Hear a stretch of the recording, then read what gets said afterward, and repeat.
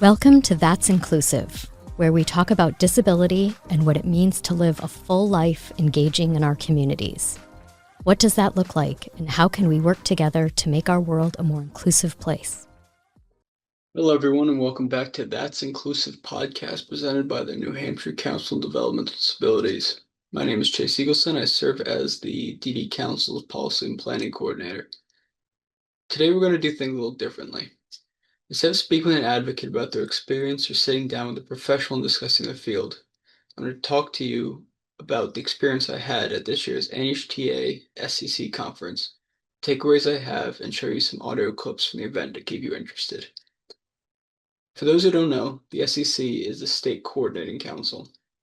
The SCC is a partnership of public and private organizations focused on or affected by transportation, with the goal being to reduce duplication, increase the availability of resources, and make scarce resources go further as the need for transportation increases with an aging and growing population. This partnership has been around since the 90s, but was only officially established in 2010. In 2024, the SCC launched something you may be more familiar with, Keep New Hampshire Moving. The SCC puts on their NHTA SCC conference every year, inviting leaders in the transportation sector to discuss the current state of transportation options available throughout New Hampshire, plans and programs the SCC partners have to offer, as well as stories from providers, consumers, and other partners in transportation. Before getting to that, though, I want to start off by thanking Steve Workman and the SCC for all the work they've been doing to make transportation more accessible, affordable, and available for residents in towns and cities throughout the state. The creation of Keep New Hampshire Moving, which I hope everyone checks out, I'll make sure to put a link in the show notes, has been a huge leap forward, and I and the rest of the Granite State can't wait to see what barriers they take down and the progress they make tomorrow. Now, let's get into the meat of it. Let's talk about Mobility Matters session that capped off the conference. This session was focused on allowing people with disabilities to share their lived experience navigating with their disability, with a focus on mobility and transportation professionals in the transportation field. I'm going to let Steve Workman, Director of Transport New Hampshire and Secretary of the SCC, describe the intent of the panel more in depth with the following clip. Mobility Matters, Insights from Lived Experience. And there's a reason we called it that. Because we provide, many of us in the room, provide those services. In this case, it's transportation. And we set up a system, and on our end of things, it makes sense. The spreadsheet matches, the maps are okay, but the question is, how is it working for the people that use those services? And that's always the tricky part. And so today's panel is going to be, it's very relaxed. Where we're just talking, and our panelists have agreed to share a little bit about their life experience, and particularly with different types of transportation services. You'll hear stories that talk about our public transit and volunteer driver programs and things. You'll also hear about support programs that help people purchase specialized equipment or specialized vehicles so they can remain independent and still driving. So that's the menu of services. But I think if we are serious about bridging the gap to folks that are living with disabilities out in the community or other specialized needs, if we're serious about that, then we need to open the dialogue. We need to listen. We need to figure out what's working and what we can improve on. And so the panelists we have here today, I'm going to allow them to introduce themselves, but are folks that personally to me have meant a lot. Following this, we were lucky to hear the experiences of Ryan Donnelly, Advocacy Coordinator for Granite State Independent Living, Jessica Dollar, Receptionist for Granite State Independent Living, and Dr. Randy Pierce, Author and President and CEO of Future Insight when it comes to transportation in this state. Now I'm going to show you some clips back to back from the speeches given by each presenter. Hello, thank you. Thank you for the opportunity to be here today and to speak before you. I'm very excited. Again, my name is Ryan Donnelly. I am an advocacy coordinator at Granite State Independent Living, and just kind of want to set the stage here and really hammer home how important it is how much value I hope he'll get out of, just listening to us, hearing our stories, hearing us talk about ourselves, and, what it took for us to be here, and how we've been able to make the most out of the transportation services that are available here in New Hampshire, thanks to all of your very hard work. So just a little bit about me. I am a New Hampshire native, born and raised all my life. I live in Hudson, New Hampshire with my dad. It's a lovely area, very glad to be there. And I have been in my role at Granite State as an advocacy coordinator for, gosh, I believe this year is my 15th year. And very good work, very important work. I really love my role as being a voice for people with disabilities, particularly when I have opportunities to go to the State House, attend and testify at public hearings. I will also keep our folks informed of what's going on in the state legislature, give them the bill updates when hearings are taking place, all that. It took a lot for me to get here. So I was born with a purple fat osteogenesis imperfecta. My bones break and fracture very easily. I'm very short statured and I'm not able to walk. So I use a power wheelchair for my mobility and also rely on my fantastic aides for my personal care every day to allow me to remain independent and a contributing member of society. And I look at that role, and in my experience in that role, it's so very important for members of our legislature and other public entities to be able to hear directly from people with disabilities, people who have, lived a life and are able to articulate how various issues impact them, right? And that is something that I think I can see greater opportunity for in the future. Absolutely something I would love to see would be for more opportunities for folks like me to be able to connect with their legislators and their public officials, because it's not easy for a lot of folks to get up to Concord, where a lot of the action happens. And I think that would be absolutely fantastic. I've been very fortunate in my life that I've actually been an independent driver for a long time until recently. I don't want to tell too much about that going, because I know Jessica has a lot to speak on what it took for her to get her driver's license and to get an adaptive vehicle. But I don't do the same thing. When I was in high school, learned how to drive, got a van, and that was able to support me for many years. Unfortunately, my circumstances have changed. I'm not able to drive that vehicle at the moment, so I've had the experience of having that independence, and not just for work, but just in my everyday life, being able to go out to catch a movie or grab a bite to eat someplace, and now that's a little more challenging for me.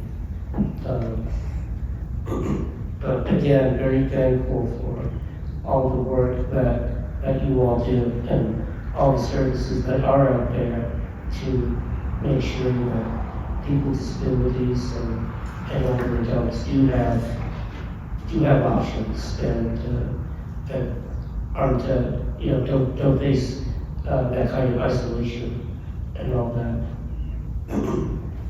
But with that, I'd be happy to turn things over to Jessica. Get up. Can you hear me? No. Okay. I'm not a public speaker normally, but I want to thank Steve for having this opportunity to come and speak with you all. And it's wonderful to see so many familiar faces through SCC that I let in to the building monthly, I think it is. And it's just been very comforting to see all those faces, as I've never done this before. My name is Jessica Dollar. I work at Granite State Independent Living, and I wanted to thank you all for that wonderful welcoming to start the panel. I've been working there for nine years as a receptionist. I have a degree in early childhood, but unfortunately things didn't pan out.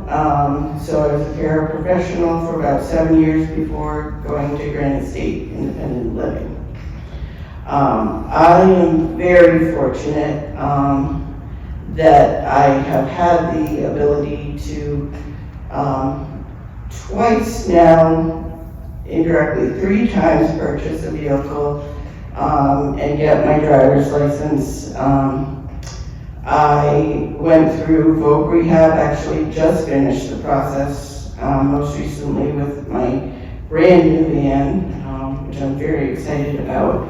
I've had for maybe a month, but I went through voc rehab to help with the purchase of the modifications for the van. I did the book. You know, you never want to be in the way of people getting out for a Friday, but here we are. So thank you for your grace so far with everyone. My name is Randy Pierce. If you're being pretentious, Dr. Randy Pierce, but I cheated at my doctorate at University of New Hampshire, getting an honorary doctorate, right? So I am the president and CEO of Future Insight. I'm the chair of the statewide Independent Living Council. I serve on the national board for Vision Serve Alliance.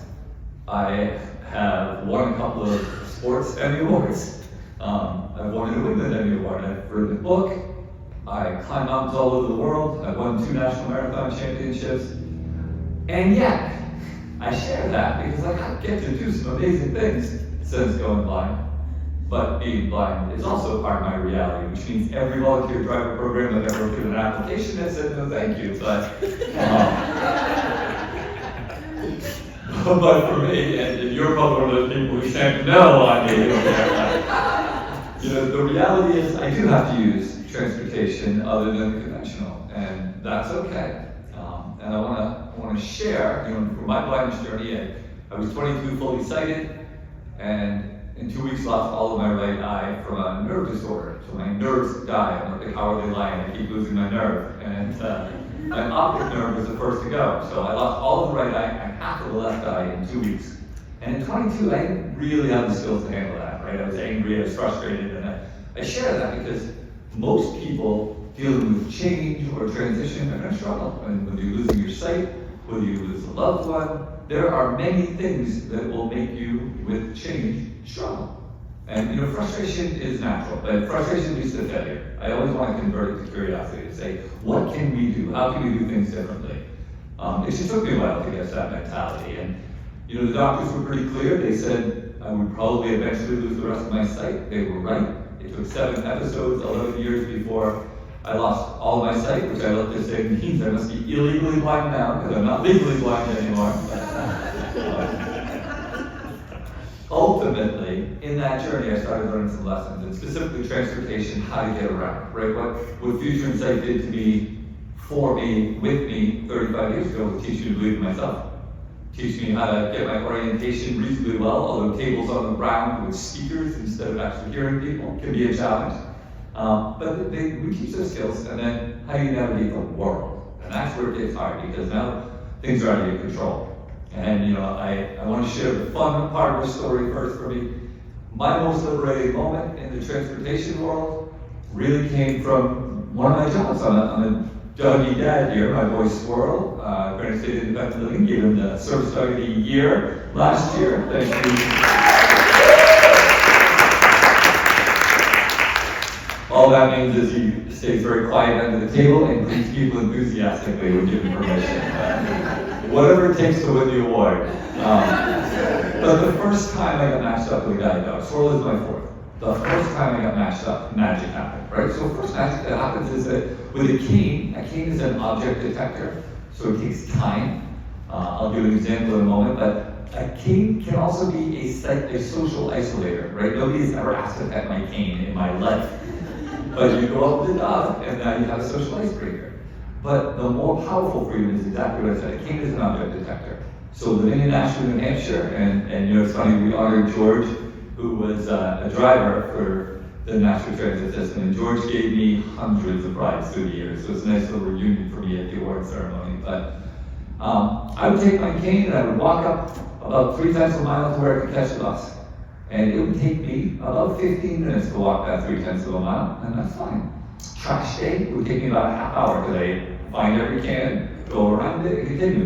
Trash and recycle day every other week, I stay home. It's gonna take longer. The beauty of a guide dog is they see the obstacles, they just naturally take you around them, so it's fast. 5 minutes to walk that same distance. Trash day, still 5 minutes. Trash and recycle, still 5 minutes. The day the hurricane knocked the tree across the road, 6 minutes. It took me a few minutes to figure out how to navigate around the tree. With my cane, I don't know how that would go. But that's only half the equation. The equation that relates to all of you is while I had the freedom to let my dog do the work and I could interact with the world, he would interrupt me when he needed my focus. You know, those of you who drive have probably experienced the notion of pulling into your driveway and not remembering the last 5 minutes of driving. The good news is your subconscious was ready to interrupt if you needed it. That's why you've done it safely so many times. A guide dog does the same thing, and a cane never does. Is that, for me anyhow, is that my freedom could be to interact in the rest of the world.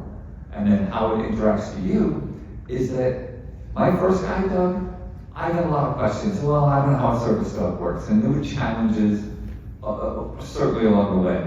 But by and large, we live in a community that is educated, that strives to educate, and has an incredible amount of educational ambassadors, like all of you in this room, that have made it so that people understand what a service dog means. And so that freedom didn't stop at the door of transit. It didn't stop at the door of a business. It continued on, and that is even more powerfully true today. So we are all ambassadors. Everywhere we go, everything we do. Now, sharing a little bit of a challenge to that transit process. Living in Nashville, New Hampshire, I had to attend a meeting here in Concord. And I wanted to do it independently because I like to say I'm willful, my wife likes to say I'm stubborn. She's probably a little more on track. But I had to walk that 3/10 of a mile, take a bus to the transit station, transfer to a new bus to go to the Welcome Center, to take a bus to South Station, to get on a bus to take me to Concord. That's one way. And if any one of those misses their timing, you're trapped where you don't want to be. Now, I celebrate that it's possible. And it was possible then, might be possible today. I don't live in Nashville anymore. In fact, I live right near where Jessica used to live in Canterbury. She says transportation is terrible, I'm moving out. I didn't get the memo, right? I moved in. Or maybe the memo wasn't in Braille, who knows? But the beauty for me is that it was possible to make that transit.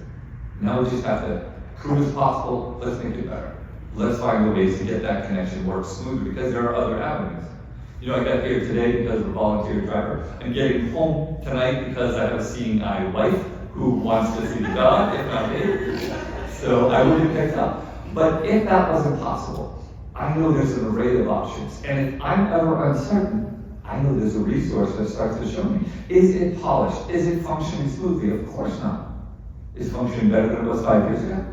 Is it functioning as good as it's going to be in 5 more years? Well, that depends on what we all do collaboratively together, right? And I think we're pretty determined to move in the right direction. And that doesn't mean we're not going to face obstacles, but it's about what we do with it. You know, I like to say that, I think Brian Tracy gave the quote, the world isn't going to get easier. We're just going to get better at managing it. And that's not just true at an individual level, but at a community level if we truly learn how to work together. That's why I'm proud to be here to share a little bit of my story with you, a little bit of my experience. I will tell you one of the hardest things that I ever face is when I'm denied access. It's when that's my deal. And I work with somebody who's fully sighted. She's a great partner, Natalie Fortier, the CFO at Future Sight, gives me plenty of rides. But we went to a conference and we got out of the airport. And she said, well, we're just gonna order a lift. Okay, let's see how that goes. It took 3 lifts before somebody was willing to take us. She'd never seen it before. And she was angry because she'd never experienced it before. But for most of us, we experience things like that on a regular basis. You know, the average is 50% refusal rate from that system. So my point in all of that is, there's still a lot of broken connections. We know what's right, we educate what's right, and it's still not always being followed, so we find solutions to that. And just one last celebration before I'm gonna slide us into a little bit of question and answer, is I recently had a couple of trips to give presentations, one in San Francisco, one out in Scottsdale, Arizona. Why do I list those 2 cities? Because they have something called Waymo up there. That's the taxi that's autonomous. I took my phone, ordered a taxi with no driver that drove right to me, helped me navigate into it, let me control my destination, and go to a place alone, right? And that is astounding to me. Is it ready for New Hampshire? Probably not. But it is coming, right? And these things I share because we have to have open visions of what are the supplemental possibilities in the future to make things work. And are those the ultimate solution? No, there's plenty of problems for them for many of the folks we serve. But everything we can look at and say, what's possible here? The rest of this episode will be focused on the numbers and statistics presented during the conference by the New Hampshire Fiscal Policy Institute. I really encourage our listeners, not just the data nerds like myself, to stick around because the information keeps New Hampshire moving and this conference puts out is both relevant and important to every grant stater. To start with some population labor force statistics, 31% of New Hampshire's labor force is over the age of 54. 32%, about the same amount, are 34 and younger, and the remaining 37% are between the age of 35 and 54. About 200,000 workers within those groups are rapidly approaching the traditional retirement age of 65. This is due in part to the fact that the largest 10-year block age group in New Hampshire labor force is made up of individuals between 55 and 64 years old. These numbers, coupled with the declining birth rates in the Grant State, would lead to a decreased state population, if not for the gain the state has seen in net domestic and international migration. Now let's talk about prices. It should come as no surprise when I say that life essentials like housing and transportation are far more expensive now than they used to be. Some may even say that housing prices have risen to the point where the American dream of owning a home is just too far out of reach for the average American. This is no different, actually it may be more so for the average Grant Stater. The median sale price for a single-family house in New Hampshire has risen significantly, even in just the last 6 years. New Hampshire Association of Realtors reports that the median sale price for a single-family home has risen 82% since 2018 alone, from $283,000 to $514,000. Coas and Sullivan counties saw the largest average increase for these prices at 125.7% and 114.7% respectively. Renters haven't been shielded from the housing price increases either. Since 2018, the median cost of rent utilities for a 2-bedroom rental unit has risen 41% in New Hampshire.